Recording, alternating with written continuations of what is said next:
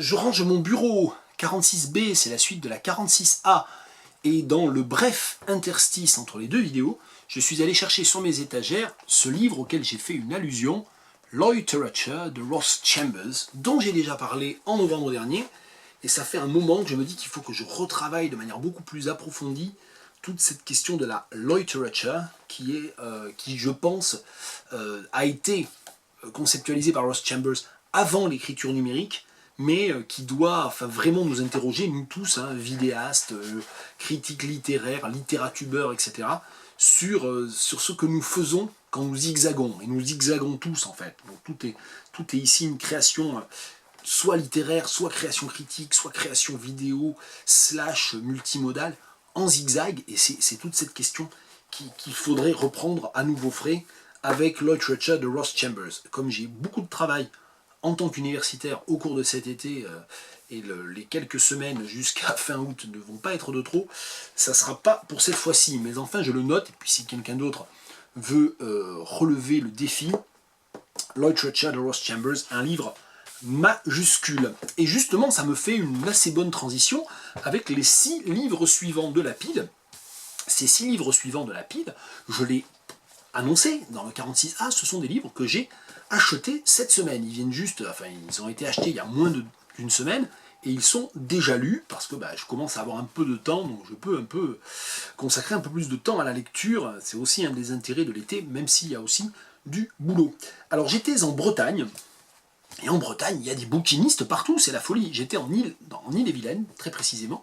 Il y a des bouquinistes partout, et il y a des boîtes à livres, et dans les boîtes à livres, il n'y a pas souvent grand-chose. Et bien là, il y avait un livre inconnu de moi, de Anne Hébert. Anne Hébert, à part les Fous de Bassan, j'allais dire que tout le monde a lu. Non, j'aimerais croire que tout le monde a lu les Fous de Bassan d'Anne Hébert, mais ça n'est pas le cas. Si vous n'avez pas lu les Fous de Bassan d'Anne Hébert, il faut lire les Fous de Bassan. J'ai lu ça, j'étais adolescent, si ça se trouve, je serais plus mitigé aujourd'hui, mais j'avais adoré ce livre quand j'avais 15 ans. Et donc là, Les Enfants du Sabbat, eh bien, 30 ans plus tard, voici le deuxième Anne Hébert que je lis, et c'est un livre antérieur, dont l'écriture est antérieure à celle des Fous de Bassan. C'est un livre de 1975, donc publié aux éditions du Seuil. Je l'ai trouvé dans une boîte à livres à Dole de Bretagne, pas loin du Mont-Saint-Michel.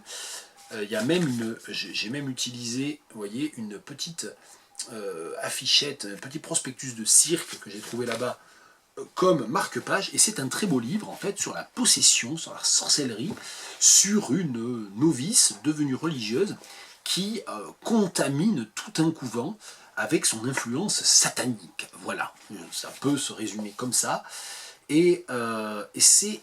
L'écriture est vraiment très très belle parce qu'évidemment on n'arrive jamais entièrement à comprendre, ni d'ailleurs de quel point de vue on se trouve. Il y a une espèce de juxtaposition de très nombreux points de vue, le point de vue de la novice, le point de vue de la novice quand elle était enfant, et donc de ses parents. Apparemment elle a hérité ses dons de sorcellerie et sa capacité à participer au sabbat.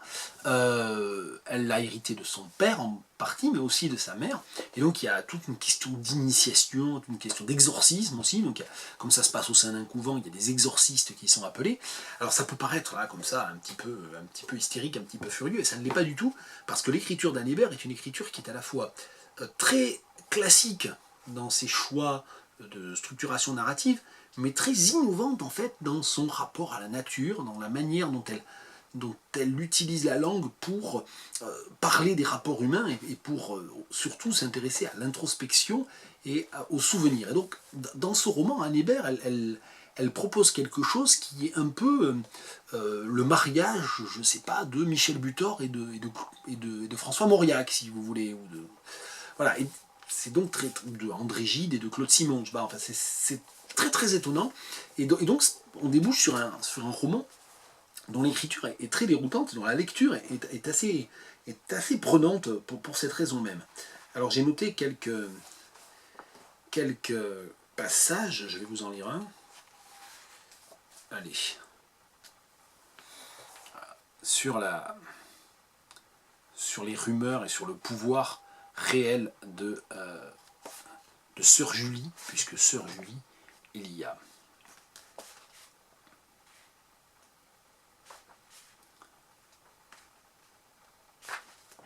Malgré le silence de Léo Z Flageol, de mère Marie-Clotilde et du docteur, les nouvelles les plus extraordinaires circulent dans tout le couvent.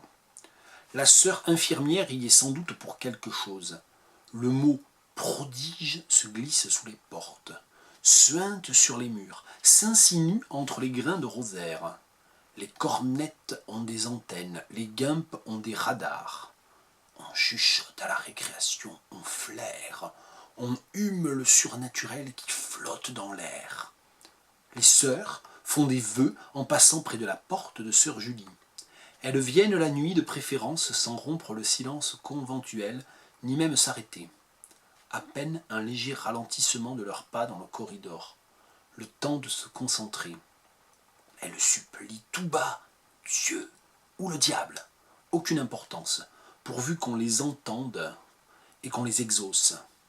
L'avidité insatiable de celles qui ont renoncé à tout dans l'espoir du miracle éternel. Que je respire seulement le même air qu'elle, s'échappant à travers le trou de la serrure de sa chambre, et je serai vengé de sœur Marie-Rose qui me vole toujours ma place devant toute la communauté pour aller à confesse. Que la voleuse soit confondue et punie sévèrement. Que j'effleure seulement avec ma jupe le panneau de la porte là où elle est enfermée, et je ne serai plus servi la dernière au réfectoire, quand il ne reste que du petit lait tout bleu au fond du pot, et quand la soupière ne contient que de l'eau de vaisselle mêlée à la terre des légumes mal lavés. Laissez-moi mourir avec sœur Angèle de Mérici. Je vous en prie, ces pommettes rouges, ces mains brûlantes, sa beauté crucifiée, toute cette lumière mortelle qui rayonne d'elle et la consume. Me consumer avec elle, brûler d'amour avec elle et mourir. Laissez-nous mourir ensemble toutes les deux, sœur Angèle qui est condamnée, et moi qui suis bien portante et joyeuse. Je veux mourir d'amour. Je suis entrée au couvent pour cela. Étendez-nous toutes les deux ensemble sur la même croix, un seul et dernier soupir pour nous deux, dans les flammes de la consomption et de la fièvre. Dites seulement un mot et nous mourrons ensemble. Le silence de ce couvent bruit comme le silence nocturne de la forêt. Sœur Julie écoute et exauce. Et alors là, après les différentes prières diaboliques des différentes religieuses, à cette religieuse très bizarre, dotée de pouvoirs bizarres, selon les rumeurs, eh bien, on a effectivement la réalisation de ces vœux. Sœur Marie-Rose sera prise de fortes diarrhées au moment d'entrer au confessionnal, et sœur Antoinette retrouvera sa place attitrée au pied de son confesseur. Mère Marie-Clotilde décidera de changer l'ordre habituel au réfectoire, et sœur Blanche boira désormais le dessus crémeux du lait, tous les jours jusqu'à l'écœurement. Pour sœur Marie du Bon Secours, elle n'aura qu'à avaler les crachats pleins de sang de sœur Angèle de Mérici. La tuberculose sera galopante. Et les deux petites sœurs expireront le même jour et à la même heure, comme une seule et unique chandelle soufflée d'un coup. Voilà, Anne Hébert, les enfants du sabbat, et je ne l'ai pas noté, mais c'est assez amusant parce que je parlais dans la vidéo 46A des livres québécois qui m'ont été apportés par un ami, qui nous ont été offerts par des amis, et bien là j'ai trouvé ce Anne Hébert, grande écrivaine québécoise aussi, donc décidément 46A, 46B, on nage dans le Québec. Autre livre trouvé chez un bouquiniste, celui-ci à Rennes me semble-t-il, si je ne m'abuse. Le Cornet AD de Max Jacob, un livre dont je connaissais l'existence, voilà, que je connaissais de réputation depuis longtemps, mais que je n'avais jamais vraiment lu.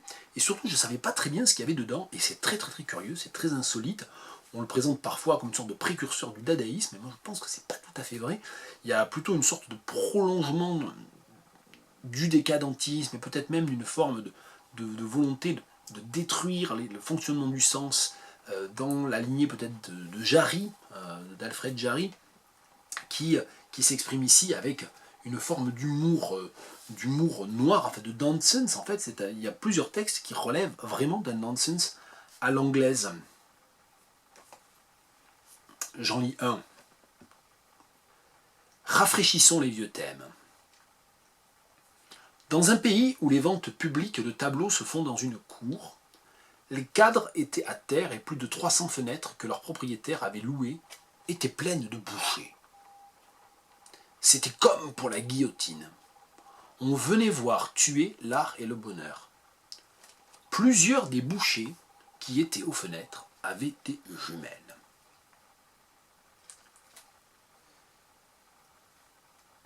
Poème de la lune, c'est un autre texte. Il y a sur la nuit 3 champignons qui sont la lune. Aussi brusquement que chante le coucou d'une horloge, ils se disposent autrement à minuit chaque mois. Il y a dans le jardin des fleurs rares qui sont de petits hommes couchés, 100, c'est les reflets d'un miroir. Il y a dans ma chambre obscure une navette lumineuse qui rôde, puis 2. Les aérostats phosphorescents, c'est les reflets d'un miroir. Il y a dans ma tête une abeille qui parle. Voilà 2 lectures d'un classique, et d'un classique sans doute méconnu ou sous-estimé, de la première moitié du XXe siècle, le Cornet AD de Max Jacob. Très très bien, très belle découverte depuis le temps que j'aurais dû connaître ça. Il y a quelque chose que je n'ai pas dit sur les bouquinistes. Moi, une des fonctions que remplit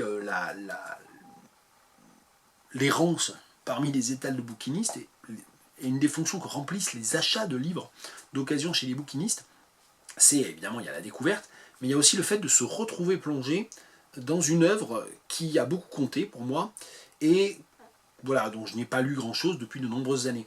Et ça a été le cas notamment avec 2 livres que j'ai achetés, un Thomas Bernhardt et un Italo Calvino. Alors Thomas Bernhardt, j'en ai lu énormément il y a 15 ans, jusqu'à il y a peut-être 10-12 ans. Et c'est vrai que ça fait un petit moment que je n'avais pas lu de Thomas Bernhardt, et donc j'ai trouvé pour 2 €, je sais plus où, pas grave, on s'en moque, quelque part en Ille-et-Vilaine, soit à Becherel, soit à Rennes, soit à...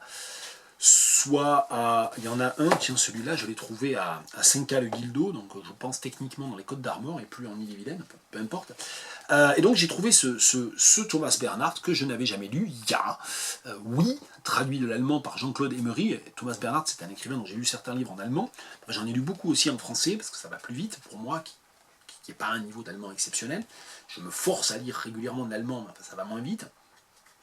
Et donc c'était l'occasion de relire un Thomas Bernhardt. C'est un Thomas Bernhardt assez court, tout à fait caractéristique du style bernhardien. Et bon, je pense qu'on ne présente pas Thomas Bernhardt. Enfin, s'il y a besoin de le présenter, ce n'est pas moi qui le ferai. Je préfère vous lire un extrait de cette écriture itérative, dynamique, et d'une négativité roborative et extrêmement dynamique. Et c'est ça qu'on aime quand on lit Bernhardt, c'est être enfoncé dans un tourbillon qui n'arrive pas à être entièrement négatif ou entièrement cynique, puisqu'on est emporté avec dans une forme de créativité. On crée avec le livre, c'est vraiment des textes scriptibles au sens où l'aurait dit Barthes, c'est-à-dire qu'on devient soi-même écrivain du texte quand on lit Bernhardt. Je lis un extrait. Et chaque jour ici à la campagne, je suis confronté sans ménagement à cette pensée que mon sacrifice a été un sacrifice absurde, parce que mon existence est malsaine et maladive, et parce que mon travail est inutile et raté. Mais je n'ai pas le courage d'en finir avec cette pensée et d'autres du même genre, et donc avec moi-même. Ce courage m'a toujours manqué. Toute ma vie, j'ai toujours pensé au suicide, mais je n'ai jamais pu mettre mon suicide à exécution. Et puis comme après l'arrivée des Suisses, et surtout de la Persane, qui je ne sais pour quelle raison m'avait fasciné dès le premier instant, pour de multiples raisons décisives, mais aussi peut-être pour des centaines et centaines de raisons qui représentaient pour moi le salut, et qui, concentrées sur la personne de la Persane, m'avaient été immédiatement perceptibles et hautement bénéfiques, je tiens tout simplement, de la manière la plus ridicule et la plus éhontée, et en même temps la plus déprimante, à ma vie et à mon mode d'existence. Chaque fois, c'est la même chose, c'est toujours répugnant, et tout de suite après, doublement déprimant. Mais je me dis toujours, un jour je ferai ce que je dois faire, un jour je me suiciderai parce que ma vie et mon existence sont absurdes, et que toujours continuer, puis continuer encore, et toujours cette absurdité complète n'aurait aucun sens. Je me demandais comment il se pouvait que le lendemain de ma rencontre avec les Suisses, j'ai pu aborder mes écrits scientifiques, comment j'avais été capable de monter dans la pièce au livre, et de me remettre à lire Le Monde comme volonté, comme représentation de Schopenhauer, et pour finir, de songer à reprendre mes travaux scientifiques, de les reprendre là où je les avais interrompus, où j'avais été obligé de les interrompre plus de 6 mois auparavant. Je me demandais comment il se faisait qu'1 jour après ma rencontre avec les Suisses, j'avais une envie maladive de vivre, parce qu'aucune de mes crises précédentes n'avait eu un effet à ce point purificateur, elle n'avait pu qu'atténuer, mais pas abolir mon état, et je pense que c'est justement la monstrueuse intensité de cette crise qui a produit cette extraordinaire délivrance. Pages 86 à 88, dans l'édition Folio, traduction donc, de l'allemand par Jean-Claude Emery. Alors ce qui est intéressant, c'est que on est vraiment au milieu du livre, et cette double page sur le suicide et sur l'impossibilité qu'il y a à se suicider quand on se rend compte que finalement on tient à la vie, elle annonce en fait le point d'orgue du livre qui lui donne son titre, qui est quelques mois plus tard le suicide de la personne, et le suicide de la personne que le narrateur reprend en se rappelant que lors de leur première promenade, ou lors d'une de leurs promenades, il m'est revenu aussi que sans transition, avec toute la brutalité dont j'étais capable, j'avais demandé à la personne si elle-même se tuerait un jour, sur quoi elle s'était contentée de rire et elle avait dit oui. Et c'est le dernier mot du texte. Oui, c'est l'annonce qu'il va y avoir un suicide. Voilà, Thomas Bernhardt, un très beau Thomas Bernhardt. Il y en a quelques-uns parfois qui sont un peu en dessous. Celui-là est vraiment très très beau. Et l'autre livre, je le disais, c'est La journée d'un scrutateur d'Italo Calvino. Je ne connaissais pas du tout. Alors même le titre ne me disait rien du tout. Et c'est très curieux parce que c'est un livre qui n'est pas du tout calvinien ou calvinesque. Moi je connais la trilogie du Baron Perché, du Vicomte Pourfendu, du Chevalier inexistant. Lui il y a très longtemps, mais enfin bon, je connais certains autres textes. Si par une nuit d'hiver, un voyageur, bien sûr, les textes plus expérimentaux. Et là c'est un texte qui est très réaliste, un petit peu ironique. Ça rappelle un peu le cinéma italien, politique ou social, pas totalement pas totalement basculant dans la comédie, mais pas non plus vraiment du drame. Tous ces films très très particuliers des années 60-70, les films d'Alberto Sordi, enfin voilà, tout ce cinéma-là. Et c'est pas du tout l'image moi que j'associe à l'écriture de Calvino, et donc c'était un texte assez étrange en ce sens-là. Le personnage principal est un militant communiste, mais un militant communiste pas particulièrement extraverti ou fervent, qui est lui-même très sceptique, qui est très réfléchi et qui hésite sur beaucoup de choses, et qui se retrouve à être scrutateur dans une immense institution religieuse dans laquelle des milliers de paralytiques ou de malades ou de malheureux sont recueillis, et évidemment l'Église catholique se débrouille pour tous les faire voter pour le parti catholique et pas du tout évidemment pas du tout pour la gauche. Et donc il se retrouve scrutateur dans ce contexte-là à essayer de dénicher les fraudes ou les tricheries. Bon, il n'y arrive pas du tout d'ailleurs. Et c'est un texte qui est pas mal du tout. Je n'ai pas noté réellement de pages d'extraits à vous lire. C'est en 15 chapitres très brefs. Ça se lit vite, hein, ça se lit vraiment en 1 heure. Hein, c'est un texte qui est insolite. Enfin, voilà, je lance juste éventuellement le débat. S'il y a des gens qui connaissent mieux Calvino que moi, il y en a forcément plein. Qu'est-ce que vous avez pensé de ce livre? Est-ce que c'est moi qui n'arrive pas à avoir une vision d'ensemble de l'œuvre et qui du coup ne rattache pas vraiment ce texte à d'autres éléments chez lui? Ou est-ce que effectivement j'ai vu juste et c'est une sorte de texte insolite ou de texte à part dans le corpus de Calvino? C'est un peu surprenant, mais enfin voilà. La journée d'un scrutateur, je n'ai pas cité le traducteur, Gérard Genot, et donc c'est une édition folio déjà ancienne, du début des années 70. Je termine pour aujourd'hui avec un autre livre donc, acheté chez un bouquiniste à Becherel, en Ille-et-Vilaine, un livre qui d'ailleurs a une dédicace, et voilà, de l'auteur, et l'auteur c'est quelqu'un que je connais grâce aux éditions du Réalgard, et depuis je me suis intéressé de plus près à son travail, c'est Jean-Pascal Dubost. Et donc Jean-Pascal Dubost, il a publié ce très beau recueil de poèmes aux éditions du Dé Bleu, il y a déjà oui, puis bientôt 20 ans, en 2001, il y a 18 ans, et c'est un recueil très intéressant. Je n'en fais pas de lecture aujourd'hui, car il se trouve que je me suis filmé en train d'en lire un extrait, un assez long extrait, dans une vidéo que vous pouvez retrouver sur la chaîne. Ça n'est pas relié à une playlist particulière, mais j'ai déjà fait 2 lectures de ce recueil-là. La deuxième n'est pas encore mise en ligne, je la mettrai en ligne plus tard. Et la deuxième mise en ligne, la deuxième vidéo de lecture, je l'ai enregistrée sur une balançoire, là où je me trouvais, à Noyal-sous-Bazouges. Voilà, mais c'est un recueil que j'ai eu plaisir à lire, puisque c'était un peu le hasard d'avoir connu l'œuvre de Jean-Pascal Dubost depuis pas si longtemps que ça, depuis moins d'1 an, et puis de tomber régulièrement sur des textes de Jean-Pascal Dubost, et ici, chez un bouquiniste. Voilà, c'était tout pour aujourd'hui. Il y avait en fait un dernier livre, mais je le garderai pour une autre fois. Je n'oublie pas non plus que j'ai un numéro de Je range mon bureau, une vidéo Je range mon bureau spéciale Lémurie Madagascar à faire, et celle-là est toujours en suspens. Pour l'instant, c'était la 46B et la 46A. Bonne journée.